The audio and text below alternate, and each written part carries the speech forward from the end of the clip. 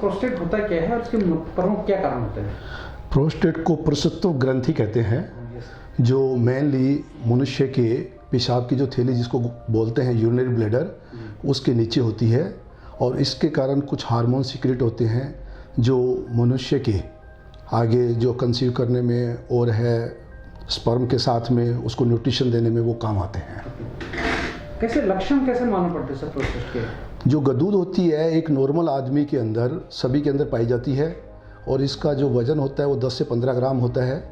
लेकिन 40 साल के बाद में धीरे धीरे इस ग्रंथि के अंदर इसका वज़न बढ़ने लग जाता है।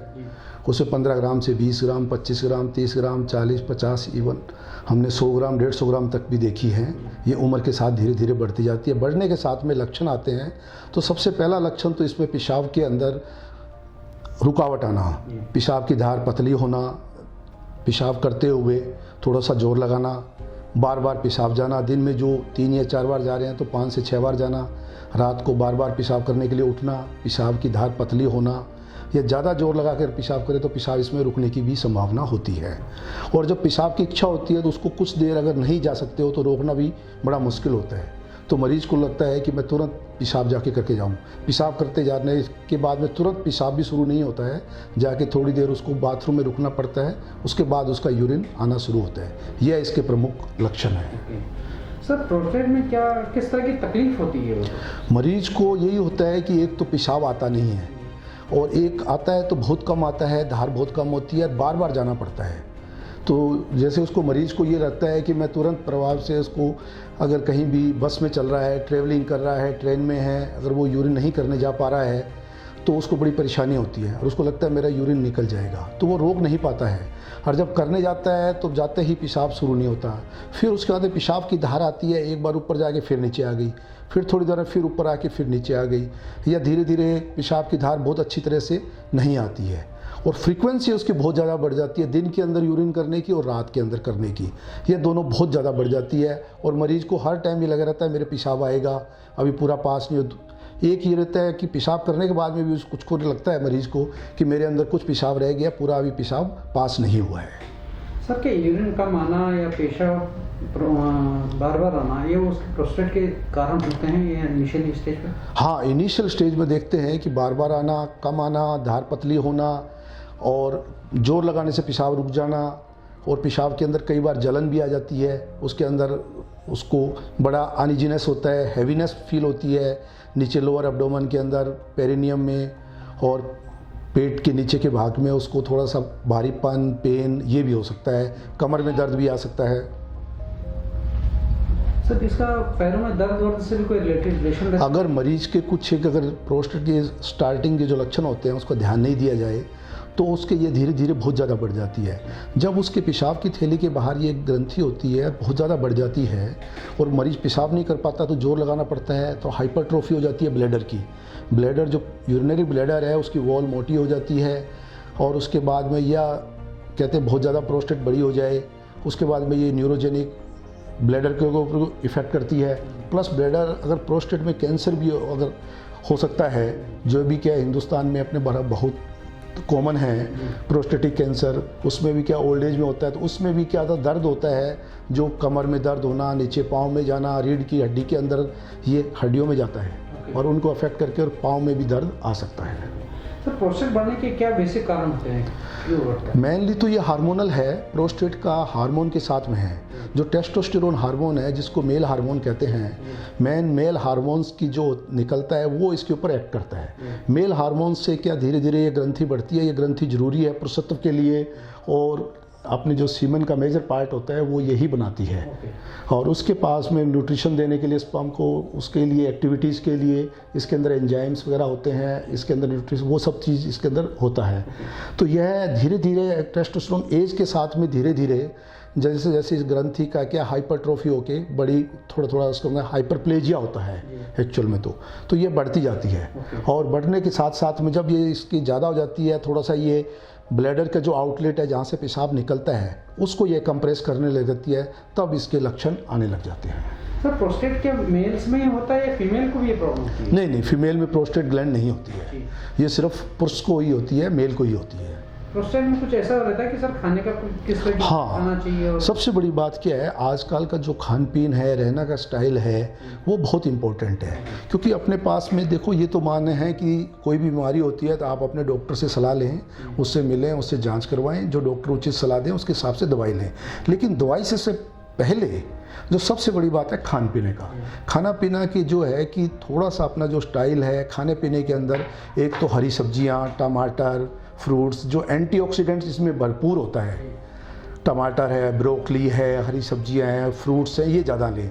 अनार है, इसका बहुत अच्छा रोल है इसके अंदर, टमाटर का बहुत अच्छा है, ब्रोकली है, तो एंटीऑक्सीडेंट्स जो होता है इनमें भरा हुआ है। तो अपने जो भारतीय खान पान है उससे दूर नहीं जाएं, भारतीय खान पान के आसपास रहें। सलाद का, फ्रूट का बहुत महत्व है, ये लें। और जंक फूड को अवॉइड करें। फिर उसके अंदर डेयरी प्रोडक्ट्स हैं, अंडा है, दूध है, ज़्यादा फैटी या वसी है, या उसके बाद में जो वेस्टर्नाइज कल्चर के अंदर जो फ्रूट आ रहे हैं आजकल खाना पीना, उसको थोड़ा अवॉइड करें। वसा को, वो फैट को, ऑयल को कम करें। अंडे, दूध, ये है, डेयरी प्रोडक्ट्स को कम रखें।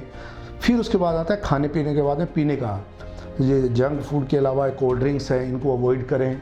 ये भी क्या है, तीसरी। उसके बाद में ये देखिए, पीने का जो पानी है दिन के अंदर क्वांटिटी ठीक लें। जिनको ये प्रोस्टेट के लक्षण हो जाएं, प्रोस्टेट बढ़ जाती है, शाम होने के बाद में पानी की मात्रा थोड़ा रेगुलेट कर दे। बहुत ज़्यादा पानी पीना भी स्वास्थ्य के लिए बहुत अच्छा नहीं है। एक लिमिट में पीना, हर चीज़ को एक लिमिट में रखें। बहुत ज़्यादा अगर देखते हैं, अगर अपना 10-12 लीटर पानी पी रहे हो तो उसमें क्या, आपको बार बार यूरिन जाना पड़ेगा। और उसके साथ में आपके साल्ट्स हैं और हैं वो भी लॉस होंगे। तो एक सर्दी में, गर्मी में एक जो रीजनेबल अमाउंट यूरिन पानी पिएँ, चाहे दूध लें लिमिटेड अमाउंट में।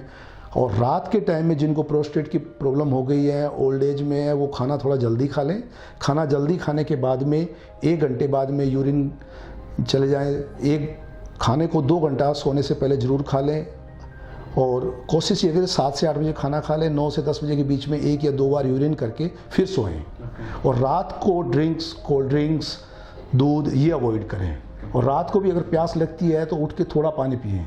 ये नहीं कि जैसे प्यास लगे बहुत ज़्यादा पानी पिएं, फिर 1 घंटे बाद में फिर वापस यूरिन आएगा, फिर जाग खुलेगी, फिर यूरिन आएगा, फिर पानी ज़्यादा पिएंगे। तो उसको अवॉइड करने के लिए नाइट में ड्रिंक्स को कम लें और कोल्ड ड्रिंक्स वगैरह को इनको अवॉइड करें।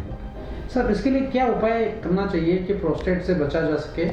और जिनको हो गए वो क्या करें कि जिनको प्रोस्टेट की ग्लैंड, जिसको बोलते हैं BPH, बिनाइन प्रोस्टेटिक हाइपरप्लेजिया, जिसको BPH कहते हैं, इसमें बिनाइन ग्रोथ होती है। यह एक तरह की कैंसर नहीं है, बिनाइन ग्रोथ होती है। इसका क्या है, सबसे पहले तो ये है कि आप इसका आपके लाइफस्टाइल को चेंज करें। लाइफस्टाइल के अंदर, खाने के अंदर जो जंक फूड है, हैवी फूड है, शुगर है, फैट है, ये अवॉइड करें। डेयरी प्रोडक्ट को अवॉइड करें।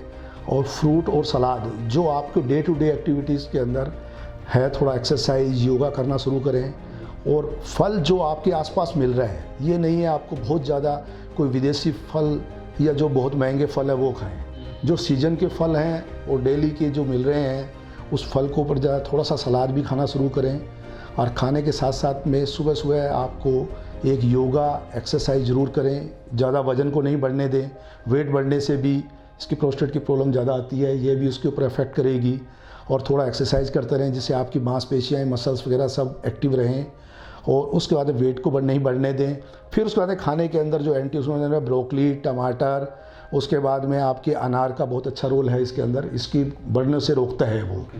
और उसके बाद में आपको इसके अंदर पानी की जो है, दिन भर में पानी ठीक पिएँ। छाछ, नींबू का बहुत अच्छा रोल है।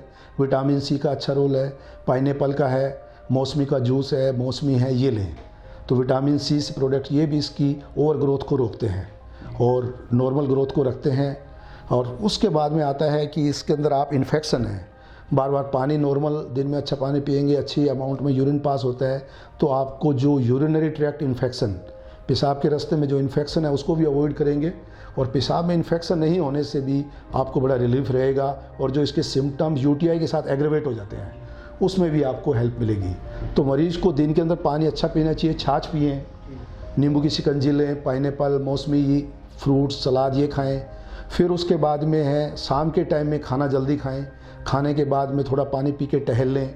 और सोने से पहले कम से कम 2 घंटे पहले कोई भी लिक्विड लें। सर प्रोस्टेट होने के बाद एक बार हो जाता है तो क्या वो पूरी तरह से सही हो सकता है? प्रोस्टेट होने के बाद में अगर आपको ये सिम्टम लगता है तो उसमें क्या होती है, एक सिंपल जांच होती है जो हर जगह अवेलेबल है। एक तो PSA प्रोस्टेटिक स्पेसिफिक एंटीजन, इसका टेस्ट होता है, वो हर जगह छोटी से छोटी जगह PSC CSC लेवल गांव तहसील में भी हो जाता है। वो आपको 40 साल के बाद हर साल में एक बार जरूर करवाना चाहिए। उसमें अगर ये PSA 4 या 5 से तक है तब तो ठीक है, 4 तक तो, 4 से 10 तक है तो ग्रे जोन कहलाता है। 4 से 10 तक में है, ग्रे जोन के अंदर क्या होता है, कोई इन्फेक्शन के कारण बढ़ सकता है या और कोई भी संभावना, कैंसर की संभावना भी हो सकती है। तो उसको 1 वीक के बाद में फिर रिपीट करवाएं, एंटीबायोटिक खाएं, कोई प्रॉब्लम आ रही है डॉक्टर से सलाह लें, दवाई लें। अगर फिर भी उसके बाद में नहीं आता है, कोई प्रॉब्लम आती है, तो आप उसको अपने डॉक्टर से सलाह से लेते रहें। उसके बाद में अगर 10 से भी ज़्यादा जाता है तो आपको इसमें एक बार रिपीट करवा के लगातार 2 PSA या PSA वेलोसिटी टेस्ट करवाएं, और उसमें लगातार बढ़ रहा है, कम नहीं हो रहा है, तो अपने डॉक्टर यूरोलॉजी से कंसल्ट करें, तो कैंसर होने की संभावना हो सकती है। सर प्रोस्टेट में सर क्या मतलब कैंसर की एक तरह की चेतावनी है, इस तरह से माना जाए? नहीं, प्रोस्टेट की 2 तरह की जो है, कोई भी ग्लैंड है 2 तरह से बढ़ सकती है। एक तो होती है बिनाइन, जिसमें कोई कैंसर के लक्षण नहीं होते। दूसरी होती है कैंसर के लक्षण, जिसमें मैंने कहा PSA अगर आपका बहुत ज़्यादा आ रहा है, 4 से ज़्यादा आ रहा है, लगातार बढ़ रहा है, वेलोसिटी ज़्यादा आ रही है, सिम्टम में बैकएक है, लेग में पेन है, यूरिन की प्रॉब्लम्स बहुत ज़्यादा आ रही हैं, तो आप अपने यूरोलॉजिस्ट के डॉक्टर से और उससे कंसल्ट करें, जो वो टेस्ट बताएं वो टेस्ट करवाएं। सिंपल टेस्ट है जो हर जगह अवेलेबल है। फिर यूरोफ्लोमेट्री है, और ये भी हम कहते हैं, उससे पेशाब की धार का किस स्पीड से कितनी देर में कौन आदमी कितना पेशाब करता है, वो सारी रिकॉर्डिंग हो जाती है। और ये बड़े सिंपल से टेस्ट हैं, बहुत ज़्यादा भारी नहीं है, जब ज़्यादा उसके पैसा भी नहीं है, नॉर्मल टेस्ट है। वो अपने आप तुरंत, अगर आपको लगता है कि लक्षण है, तो अपने डॉक्टर्स को दिखा के, एक सोनोग्राफी है, सोनोग्राफी हर जगह हो जाती है, तो सोनोग्राफी से भी पता लग जाता है कितने ग्राम की प्रोस्टेट है, यूरिन करने से पहले कितना यूरिन है, ब्लैडर में यूरिन करने के बाद में ब्लैडर में कितना यूरिन रह जाता है, जिसको बोलते हैं रेजिडुअल यूरिन वॉल्यूम। वो देखो, वो सिग्निफिकेंट नहीं होना चाहिए। रेजिडुअल आपको यूरिन जाने आने के बाद वापस सोनोग्राफी करके देखें, पेशाब की थैली में ज़्यादा अमाउंट में यूरिन नहीं रुकना चाहिए। तो ये सिंपल से टेस्ट है, सोनोग्राफी से, PSA से और यूरोफ्लोमेट्री से, इससे आपको प्रोस्टेट का साइज पता लग जाता है। नॉर्मल से थोड़ा सा ज़्यादा होना तो एक एज के साथ में नॉर्मल चीज़ है। जैसे बाल सफ़ेद होते हैं धीरे धीरे, आंखों के आगे कैटरेक्ट होता है, वैसे ही प्रोस्टेट की ग्लैंड धीरे धीरे बढ़ती है। तो उसके लिए घबराने की कोई ज़रूरत नहीं है। सिंपल सी एक दवाई भी होती है, वो आप अपने डॉक्टर्स की सलाह पे दवाई ले सकते हैं। दवाई से पहले आप अपने डे टू डे जो डेली है प्रिकॉशन लेके, लाइफ स्टाइल एक्टिविटी के में चेंज करके भी आप माइल्ड सिम्टम्स पे काबू पा सकते हैं। मॉडरेट और सीवियर होने पे आपको दवाई लेनी पड़ेगी, और अपने यूरोलॉजिस्ट से कंसल्ट करें। Right sir, thank you sir. Thank you, जय हिंद।